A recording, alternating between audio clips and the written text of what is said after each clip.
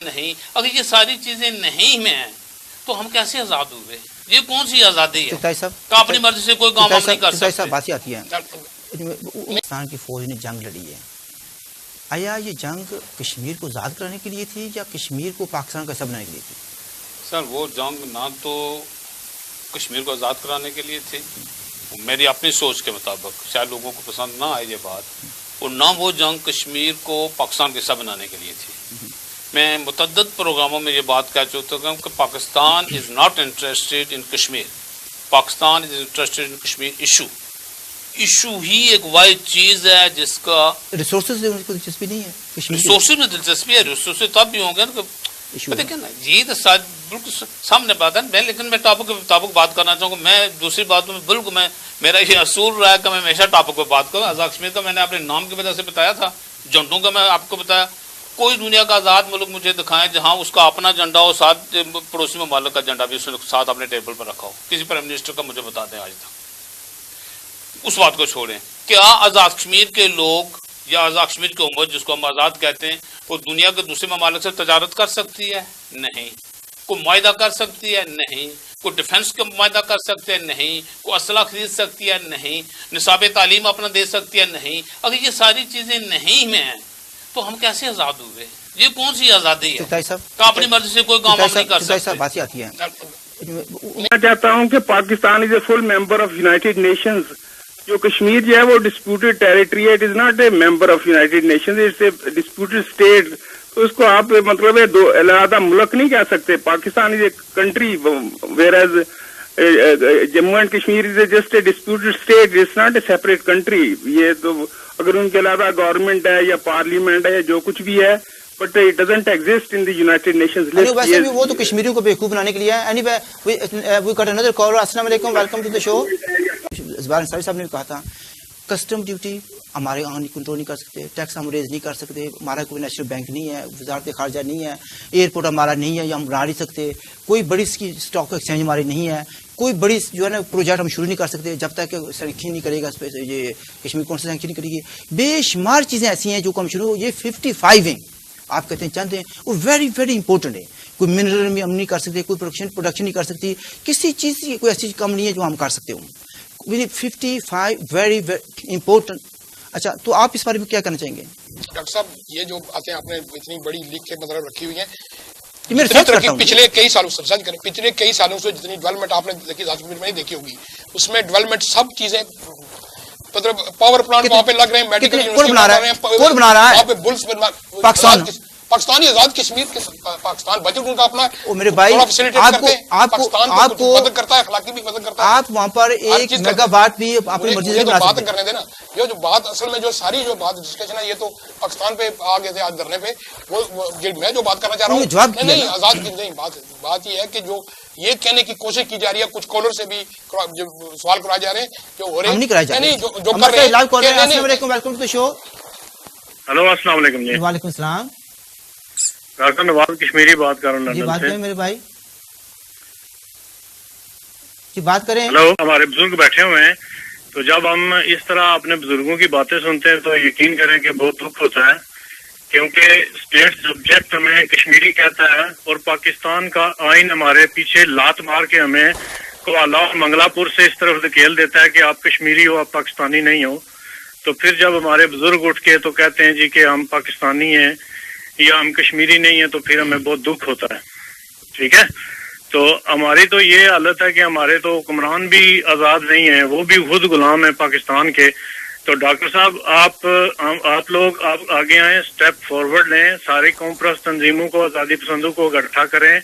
آزاد کشمیر کے الیکشن جو ہیں وہ سر کے اوپر ہیں. تو جو آزاد کشمیر کے لوگ جس پاکستان کے تسلط میں ہیں، حکمرانوں کو بھی اس تسلط سے نکالیں اور عوام کو بھی اس تسلط سے نکالنے کے لیے تو اسٹیپ فارورڈ لیں. بہت مہربانی آپ کی. آپ کہتے ہیں کہ آزاد کشمیر کے حکمرانوں کو بھی اس تسلط سے نکالیں. جناب ڈاکٹر صاحب بات یہ ہے کہ دیکھیں کبھی کوئی اس پہ حق ہے کہ نہیں کشمیر پہ؟ میرے بھائی پنڈتوں کے بغیر کشمیر مکمل نہیں ہے، ٹھیک ہے، لیکن اس وقت ہم بات کر رہے ہیں پاکستانی حکومت کشمیر کی. ہمارے ساتھ ایک لائیو کالر ہے. السلام علیکم، welcome to the show. Hello السلام علیکم. جی وعلیکم السلام. ڈاکٹر صاحب ارشاد ملک بول رہا ہوں. جی بات کریں. جناب مجھے بس 2 سوال کرنے ہیں.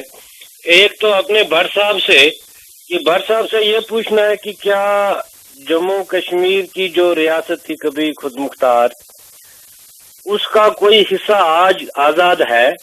مجھے لگتا ہے کہ نہیں ہے. اگر نہیں ہے تو آپ لوگوں نے یہ کس چیز کا جھنڈا لگایا آپ کے سر کے پیچھے؟ نمبر 2، یہ جو بزرگ مجھے ان کا اگر آپ مجھے نام بتا دیں جو بھٹ صاحب کے ساتھ دوسرے پینلسٹ محترم ہے پلیز. میں آپ کے پاس 100% ایگری کرتا ہوں کہ کشمیر کا اس وقت کوئی بھی حصہ آزاد نہیں ہے. جہاں تک جھنڈے کا تعلق ہم نے اس پر بھی پورا پروگرام کیا تھا. یہ جھنڈا کشمیر کا جھنڈا نہیں ہے. آزاد کشمیر کے حد تک اس کو ایک ریپرزنٹیشن دی جا رہی ہے. لوگوں کی خوشی کی خاطر یہ جھنڈا جہاں پر لگا ہوا ہے، یہ کشمیر کا جھنڈا بھی نہیں ہے. ہم اس کو کشمیری جھنڈا نہیں مانتے. اچھا وہ بات ہوگی کوئی علاقہ آزاد تو نہیں ہے، وہ کہہ رہے ہیں کوئی علاقہ آزاد نہیں. اب پھر ہمارے ٹاپک سے بہت دور چلے جاتے ہیں نا. ایک چیز چھوٹی سی امپورٹنٹ میں آپ کو بتاتا چلوں، جو کسی ملک کا قومی ترانہ ہوتا ہے وہ ایک سمبل ہوتا ہے نا کسی کا. آزاد کشمیر کا جو قومی ترانہ اس میں ایک سینٹینس ہے پاکستان کے ساتھ کھڑے ہیں. پاکستان کے ساتھ کیوں کھڑے؟ آزاد کشمیر کو تکلیف کیا ہے؟